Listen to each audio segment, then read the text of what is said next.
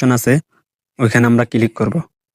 Click করার পর এখানে দুটি অপশন দেখা যাইতেছে, ফুললি বিদ্যুৎ প্রিপেইড আর একটা হচ্ছে ফুললি বিদ্যুৎ পোস্টপেইড।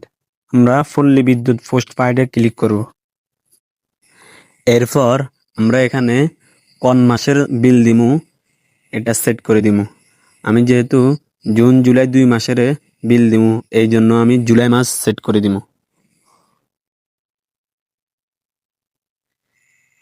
এরপর এখানে SMS অ্যাকাউন্ট নাম্বারটি দিয়ে দিবেন, অর্থাৎ আপনাদের যে বিলের কাগজ আছে ওই বিলের কাগজের উপর দিয়ে একটি SMS অ্যাকাউন্ট নাম্বার থাকে, ওই নাম্বারটি এখানে ডায়াল করে দিবেন। আপনাদের সুবিধার্থে আমি ওই SMS অ্যাকাউন্ট নাম্বারটি টিক মার্ক করে দেখাই দিতেছি। অ্যাকাউন্ট নাম্বার দেওয়া শেষ হলে পে বিল করতে গিয়ে যান, এই অপশনে ক্লিক করবেন। ক্লিক করার পর অটোমেটিকলি আপনাদের সামনে বিদ্যুৎ বিলের টাকা শো করবে। আপনাদের বিদ্যুৎ বিলের কাগজের সাথে আর এখানের অ্যামাউন্টের সাথে মিলিয়ে দেখবেন, যদি এক হয় তাহলে পরের ধাপে যেতে ট্যাপ করুন, এখানে ক্লিক করুন।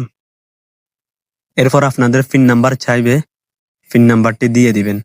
দিয়ে দেওয়ার পর পিন কনফার্ম করুন, এখানে ক্লিক করুন। এরপর পে বিল করতে ট্যাপ করে ধরে রাখুন, এখানে ক্লিক করুন। ক্লিক করার পর আপনাদের বিলটি সাকসেসফুলি হয়ে যাবে।